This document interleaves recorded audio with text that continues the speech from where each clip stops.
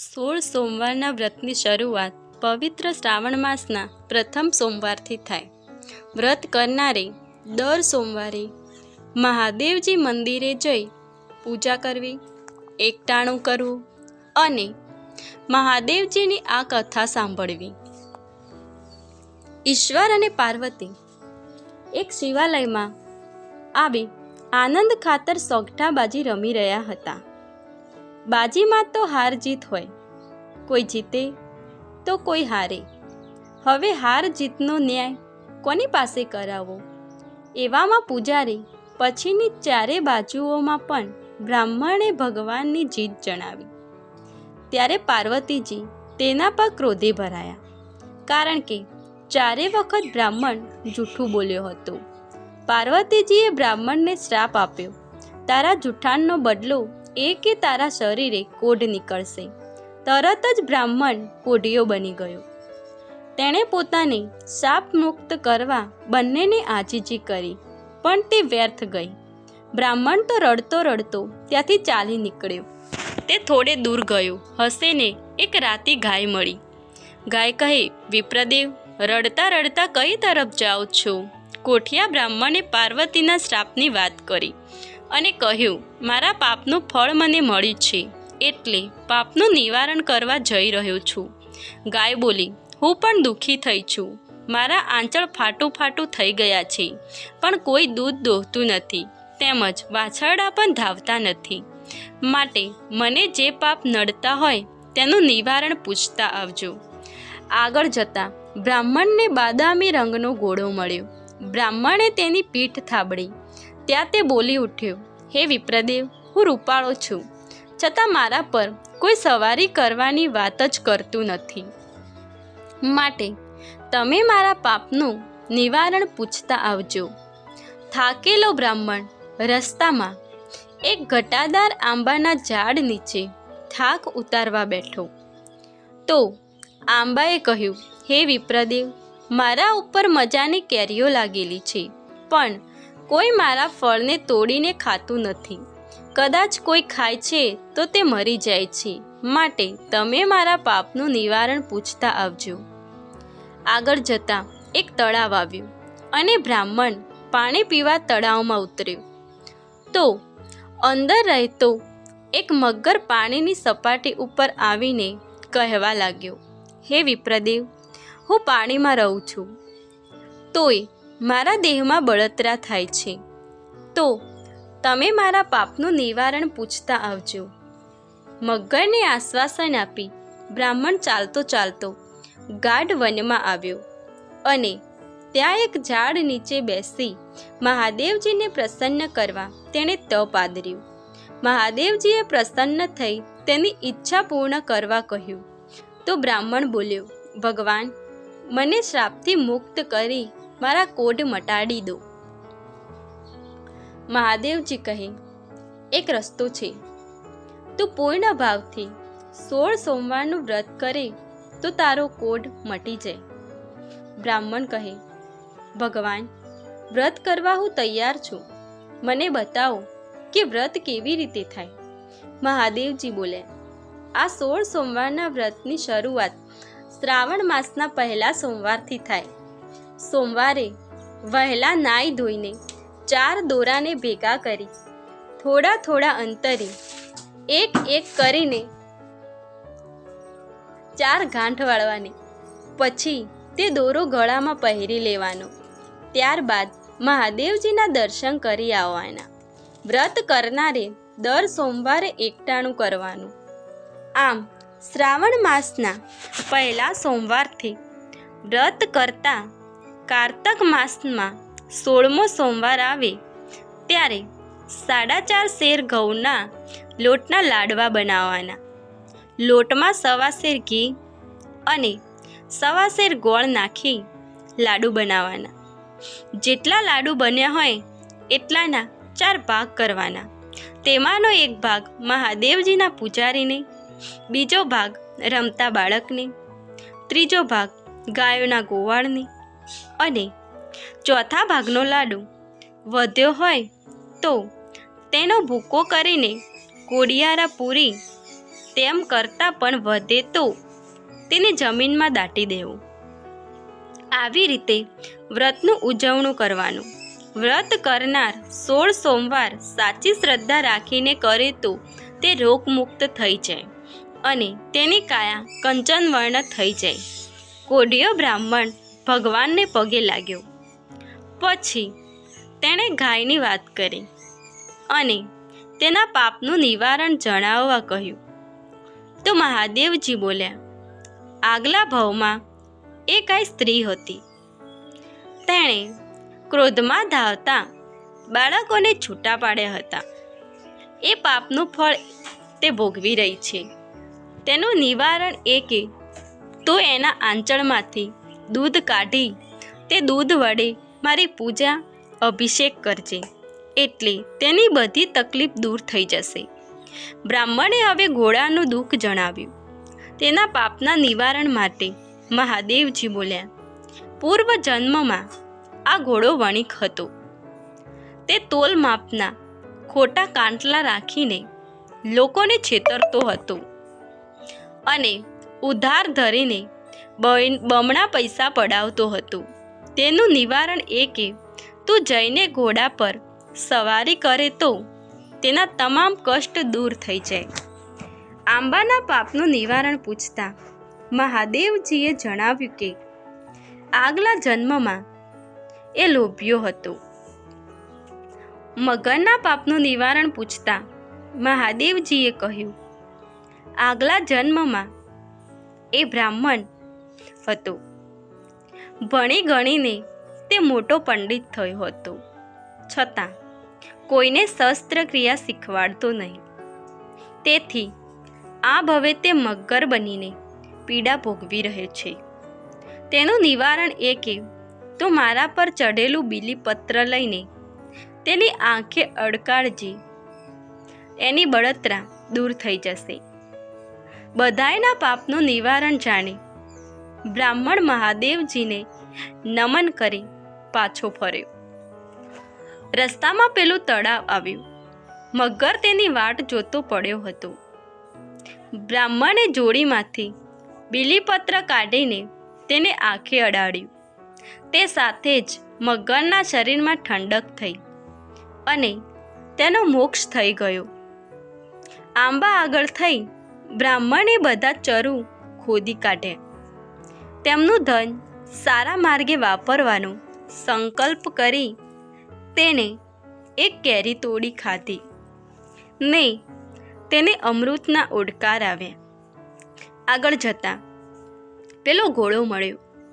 બ્રાહ્મણે તેના પર સવાર થઈ કહ્યું, હવે તારા પાપનું નિવારણ થઈ ગયું છે, માટે તારી મનોકામના થશે. થોડેક દૂર જતા બ્રાહ્મણે પેલી ગાય મળી. તેના આંચળમાંથી દૂધ કાઢી બ્રાહ્મણે મહાદેવજીનું નામ લઈ તેના વડે અભિષેક કર્યો કે તરત ગાયનું દુઃખ દૂર થઈ ગયું. દૂર રમતો વાછરડો દોડી આવીને તેને ધાવવા લાગ્યો. આજે શ્રાવણ માસ બેઠો હતો એટલે બ્રાહ્મણે 16 સોમવારનું વ્રત આદર્યું. એક કારતક માસમાં વ્રતનું ઉજવણું કરીને વ્રતની પૂર્ણાહુતિ કરવાનો સંકલ્પ કર્યો. શ્રદ્ધા, સંકલ્પ અને વ્રતના પ્રભાવથી બ્રાહ્મણની ક્રાંતિ ફરી ગઈ. એ તો રાજકુમાર જેવો રૂપાળો દેખાવા લાગ્યો. આમ પાર્વતીજીના શ્રાપથી મુક્ત થયેલો બ્રાહ્મણ હર્ષ પામતો પોતાના ગામને પાદરે આવ્યો. તો ત્યાં એક બાજુ મોટો મંડપ બાંધેલો હતો. તેમાં દેશ પરદેશના રાજાઓ અને રાજકુમારો બેઠા હતા. કોઈને પૂછતા બ્રાહ્મણને સમજાયું કે આજે રાજાની કુંવરીનો સ્વયંવર છે. બ્રાહ્મણ દૂર ઊભો રહી બધું જોતો હતો. ત્યાં તો એક શણગારેલી હાથીણી સૂંઢમાં સોનાનો કળશ લઈને ડોલતી ડોલતી સીધી મંડપ બહાર ઊભેલા બ્રાહ્મણ પાસે આવી. અને તેના ઉપર કળશ ઢોળ્યો.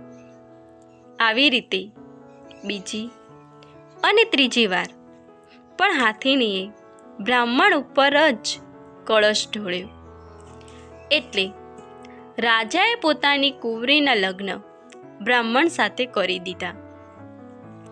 પહેરામણીમાં સુવર્ણ હીરા મોતીના અલંકારો, રેશમી જરીના પોશાકો અને હાથી ઘોડા આપ્યા. બ્રાહ્મણ પોતાની પત્ની કુંવરીને લઈ વાજતે ગાજતે પોતાના ઘેર આવ્યો. તેની માં એ બંનેને કુમકુમ અક્ષતથી વધાવ્યા અને આશીર્વાદ આપ્યા. મહાદેવજીની કૃપાનું આ ફળ હતું. 16 સોમવારના વ્રતના પ્રભાવથી તે રાજાની કુંવરીને પરણ્યો અને સુખ સાહેબીમાં રહેવા લાગ્યો. બ્રાહ્મણ હવે રાજા બન્યો હતો અને કુંવરી રાણી બની હતી. જોત જોતામાં કારતક માસનો છેલ્લો સોમવાર આવ્યો. આજે 16 સોમવાર પૂરા થતા હોવાથી રાજાએ રાણીને ઉજવણાની સમજ પાડી.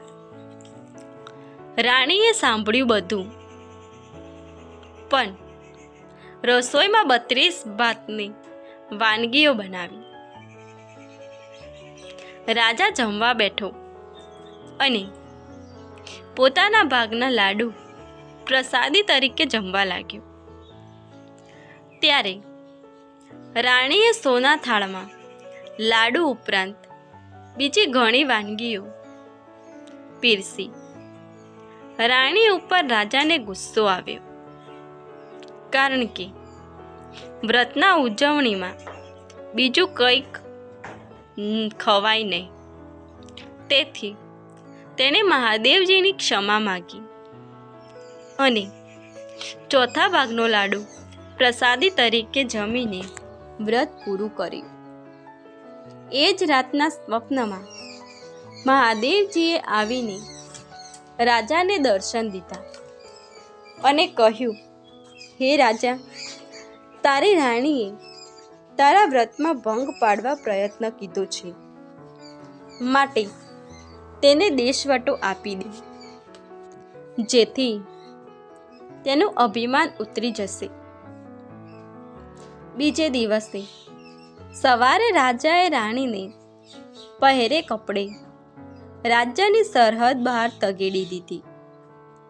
રાણી ચોધાર આંસુ સારતી એક ગામમાં જઈ પહોંચી. ત્યાં એક ઝૂંપડીમાં એક ડોશીને રેડિયો કાંતતી જોઈ.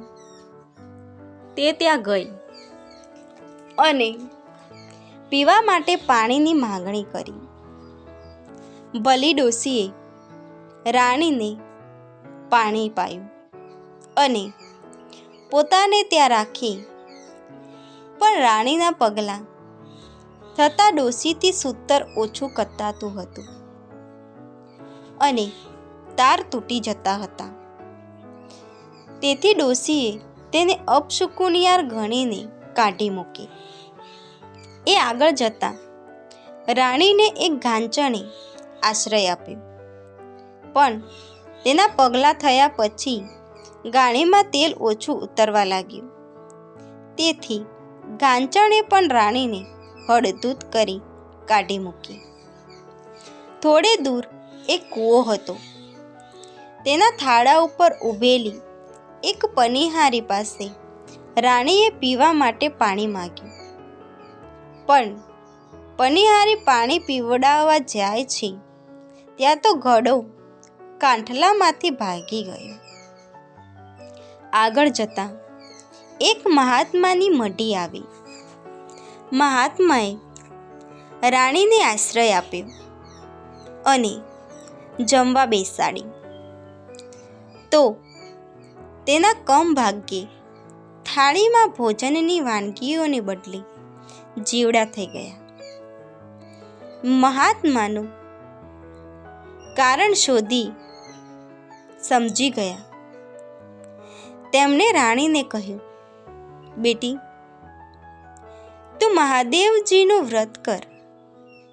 રાણીએ ભૂલની માફી માંગી અને વ્રત કરવા તૈયાર થઈ. એટલે મહાત્માએ તેને 16 સોમવારના વ્રતની બધી સમજણ પાડી. થોડા સમય પછી શ્રાવણ માસનો પહેલો સોમવાર આવ્યો. તે દિવસથી રાણીએ વ્રતની શરૂઆત કરી અને કારતક માસના છેલ્લા સોમવારે રાણીએ વ્રતનું ઉજવણું કર્યું. મહાદેવજી રાણી ઉપર પ્રસન્ન થયા અને તેને સુખી કરવા માટે રાજાને સ્વપ્નમાં દર્શન દઈને કહ્યું, હે રાજન, તારી રાણી વનમાં તપ કરી રહી છે, તેને તેડી લાવ. બીજે દિવસે સવારે રાજા રાણીને શોધવા નીકળી પડ્યો અને ફરતો ફરતો મહાત્માની મઢીએ આવ્યો.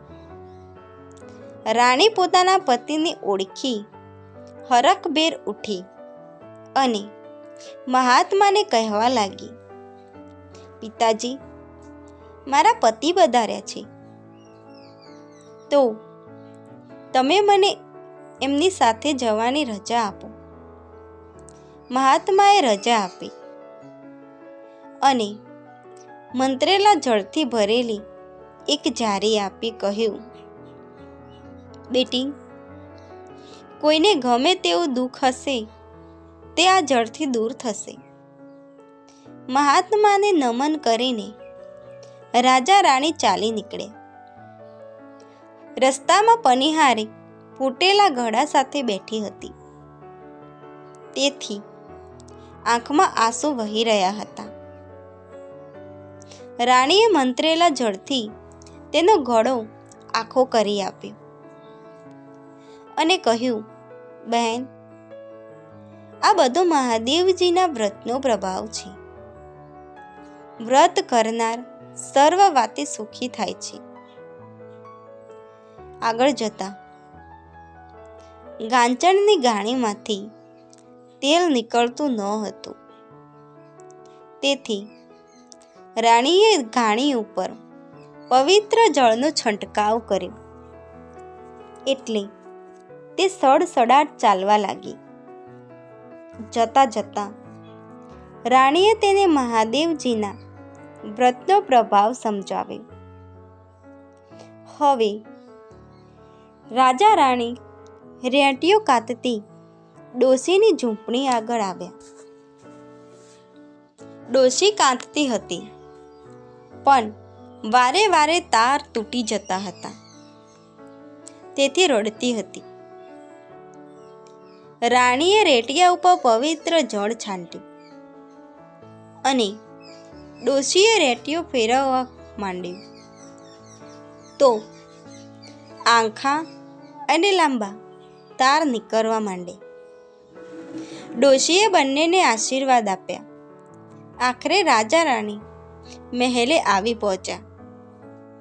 રાણીએ આખા ગામને જમાડવાનો વિચાર કર્યો હતો, તેથી રાજાએ નગરમાં ઢંઢેરો પીટાવ્યો.